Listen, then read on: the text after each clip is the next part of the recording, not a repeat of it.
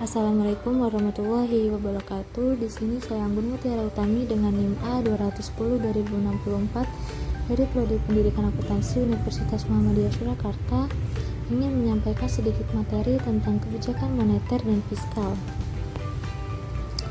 Kita langsung lanjut saja ke materi pertama. Yang pertama, kebijakan moneter. Pengertian kebijakan moneter adalah kebijakan yang meliputi langkah-langkah pemerintah yang dilaksanakan oleh Bank Sentral atau Bank Indonesia untuk mempengaruhi atau merubah penawaran uang dalam perekonomian atau merubah tingkat bunga dengan maksud untuk mempengaruhi pengeluaran agregat.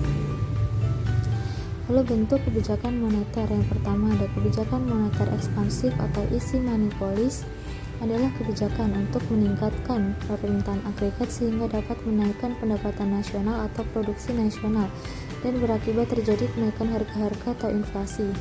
Permintaan agregat adalah permintaan keseluruhan dalam perekonomian pada berbagai tingkat harga. Yang kedua ada kebijakan moneter kontraktif atau tight money policy atau politik uang ketat. Adalah kebijakan untuk meningkatkan penawaran agregat sehingga dapat menambah produksi barang atau jasa nasional yang berakibat terjadinya penurunan harga-harga atau deflasi. Penawaran agregat sendiri adalah pendapatan nasional real atau nilai barang dan jasa yang akan diproduksikan atau diciptakan oleh perusahaan pada berbagai tingkat harga. Lalu yang selanjutnya adalah tujuan kebijakan moneter. Tujuan pemerintah melakukan kebijakan moneter antara lain A. Menyelenggarakan dan mengatur peredaran uang, B. Menjaga dan memelihara kestabilan nilai uang rupiah baik untuk dalam negeri maupun untuk lalu lintas pembayaran luar negeri. C. Memperluas atau memperlancar dan mengatur lalu lintas pembayaran uang giral. D. Mencegah terjadinya inflasi atau kenaikan harga barang secara umum. Untuk peran kebijakan moneter sendiri yaitu untuk menjaga stabilitas ekonomi, menjaga kestabilan harga, meningkatkan kesempatan kerja, dan memperbaiki neraca perdagangan dan neraca pembayaran. Selanjutnya ada instrumen kebijakan moneter. Yang pertama, kebijakan moneter kuantitatif. Ada diskon policy atau politik diskonto. Artinya, kebijakan untuk menaikkan atau menurunkan suku bunga bank dalam rangka untuk memperlancar likuiditas sehari-hari. Yang kedua, ada open market policy atau politik pasar terbuka atau operasi pasar terbuka. Artinya, kebijakan untuk memperjualbelikan surat-surat berharga oleh Bank Indonesia di pasar uang. Yang ketiga, ada cash reserve ratio atau politik cadangan kas atau giro wajib minimum. Artinya kebijakan untuk menaikkan atau menurunkan cadangan kas yang harus ada di bank-bank umum. Selanjutnya ada kebijakan moneter kualitatif atau yang pertama ada plafon kredit policy atau politik pagu kredit. Artinya kebijakan untuk memperketat atau mempermudah dalam pembelian pinjaman kepada masyarakat. Yang kedua ada moral suasion policy atau politik pembujukan moral. Artinya Bank Indonesia menghimbau kepada bank-bank umum untuk mempertimbangkan kondisi ekonomi secara makro agar arus uang dapat berjalan dengan lancar. Selanjutnya ada pengaruh kebijakan moneter dalam perekonomian. Dari uraian di atas dapat diketahui bahwa kebijakan moneter di suatu negara sangat terbatas operasinya, terlebih di negara-negara yang sedang berkembang. Beberapa alasan dikemukakan untuk menjelaskan keterbatasan operasi kebijakan moneter antara lain 1. Sempitnya ruang lingkup pasar uang. 2. Berkembangnya lembaga-lembaga keuangan non-bank di negara yang sedang berkembang. 3. Banyaknya bank-bank umum yang punya kelebihan dana. 4. Banyaknya bank-bank asing yang mendapatkan kemudahan serta prioritas untuk terhindar dari kebijakan moneter. Selanjutnya ada kebijakan fiskal. Pengertian kebijakan fiskal adalah kebijakan pemerintah yang berhubungan dengan pendapatan dan pengeluaran negara atau APBN agar sesuai dengan pertumbuhan ekonomi yang diharapkan dan pada gilirannya akan meningkatkan penciptaan lapangan pekerjaan.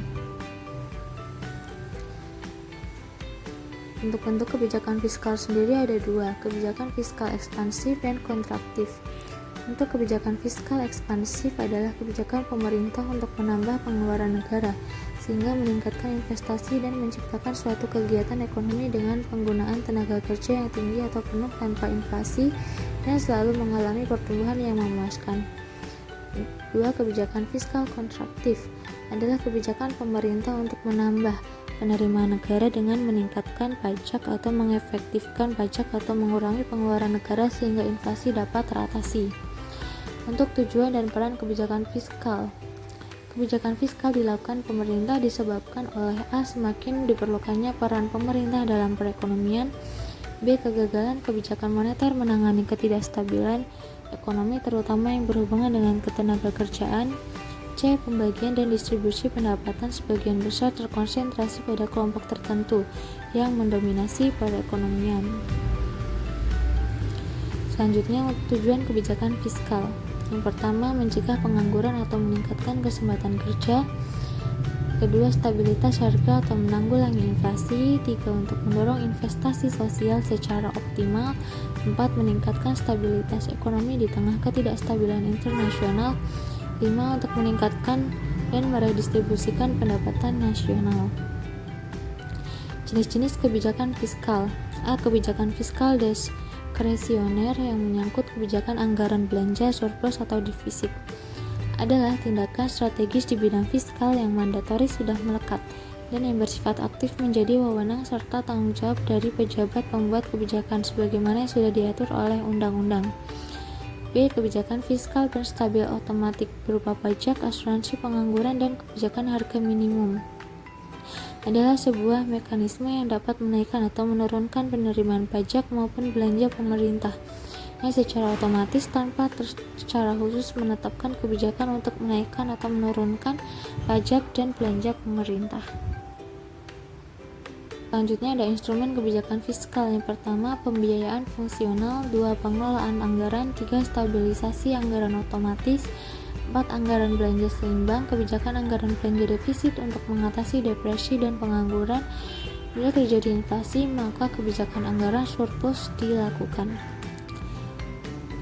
Ya, mungkin sekian sedikit materi yang bisa saya sampaikan. Bila ada salah, saya mohon maaf. Terima kasih. Wassalamualaikum warahmatullahi wabarakatuh.